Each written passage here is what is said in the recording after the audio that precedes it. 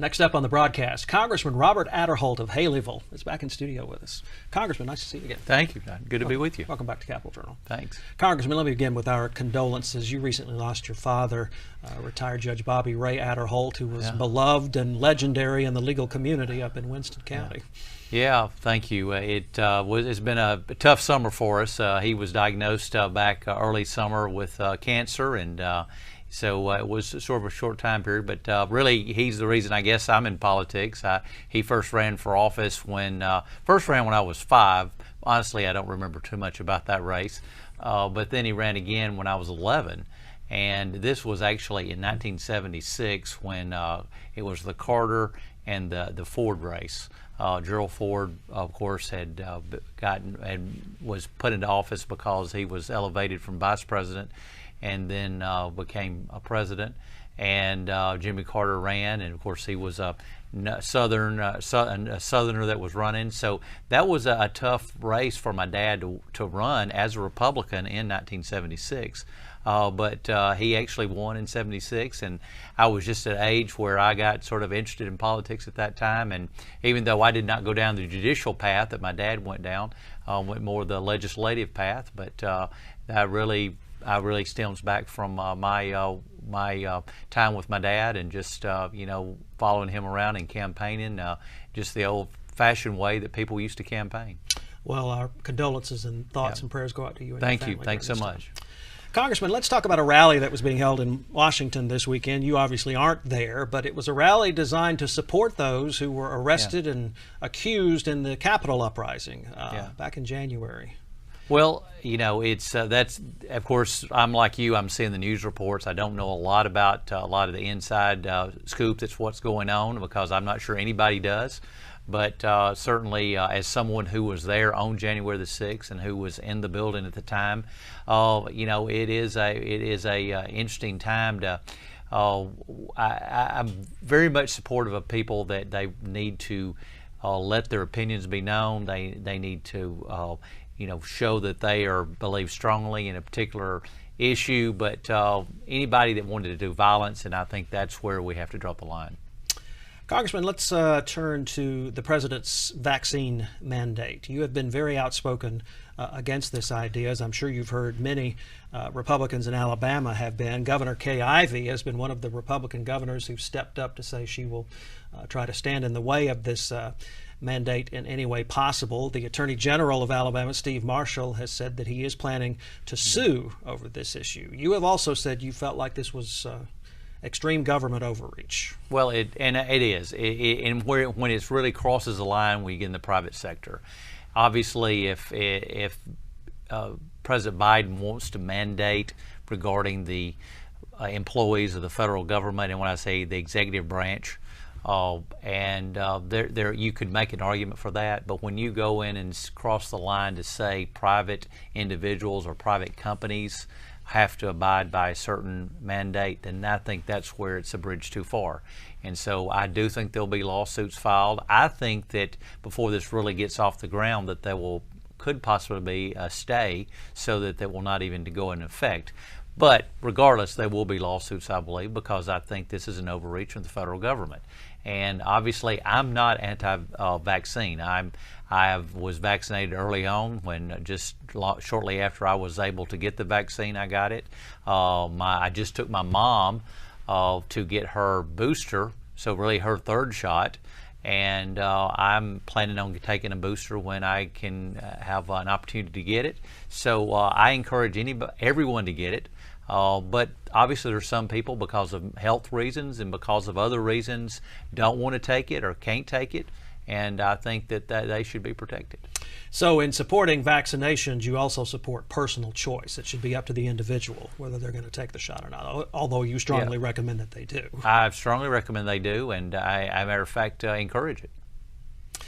The mandate, the president's mandate, says either employers who have 100 workers or more require their employees to get vaccinated or submit to weekly COVID tests. And you think either or is an overreach? Well, I think the testing is a way, who's going to pay for that? It's going to be a great expense to the companies.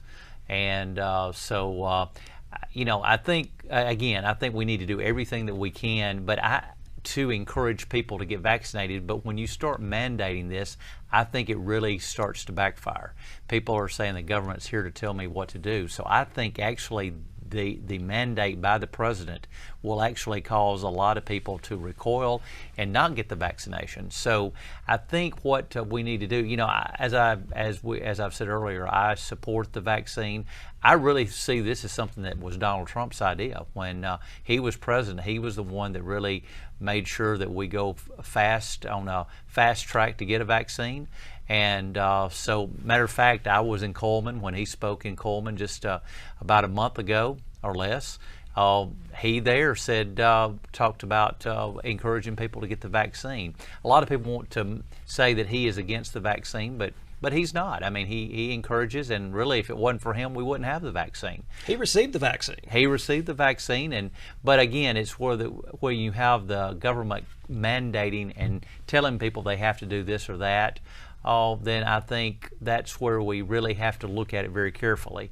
And this has really become, obviously, a real political.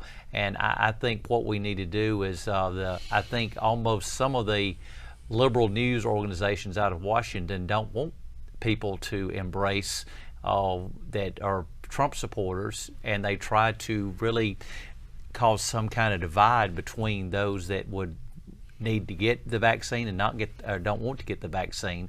But I think we should rally around it, support it. But when you start doing the mandates, then I think that's when it's backfiring, and I think it's going to do more harm than good. Congressman, very briefly, you mentioned you were in Coleman before President Trump spoke Yep. there several weeks ago. He did encourage people to get vaccinated if Right. they so chose, and he got some boos when he said that. Did you make much of that? I'm sure there's going to be some people that disagree with that, and even being at a Trump rally, they may have booed President Trump. But I think all in all, I think most people, and we're seeing the percentages now that I think we're close to 90% of Americans that have had at least one vaccine, not both, but one vaccine. So we're at least the high 80s. So we're there will always be some people, I guess, that would disagree with whoever. But again, I also disagree with the fact when the government is telling people they have to do this, because obviously there are some legitimate reasons that people cannot take the vaccine. There's some religious reasons. There's some because they have health reasons, and sometimes just because of other reasons, and I think we have to respect that. Congressman, time is short, but in these last 2 minutes, I want to touch on congressional hearings, which started this week, into what transpired in Afghanistan, our withdrawal from the country. I know you've expressed a lot of concerns about the chaos that ensued after we started withdrawing our troops, and Kabul fell to the Taliban. Tell us how you felt watching the congressional hearings this week. Well, I was very disappointed at the decision that the president made to pull out of Afghanistan. I was in hearings earlier this year, well before we did the withdrawal, and I could see the writing on the wall, so to speak, that this was not going to work out well.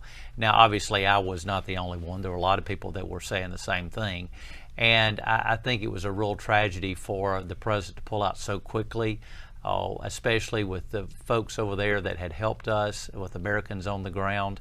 And so I think we've got to get to the bottom of it. The blame is at the feet of the president, because he ultimately made that decision. But I think even all military leaders, I say all, most military leaders were saying that this was a recipe for disaster, the way we're on a fast track to do it. I think it's just poor planning. I mean, this was the continuation of a plan that had been put into motion before President Trump left office to get out of Afghanistan. You think it just wasn't executed very well? I don't think it was executed well, and I think, as far as the Trump, I don't know exactly what the long-term plans for President Trump was. Who knows, if President Trump had been in office, he may have reconsidered, completely getting out of Afghanistan.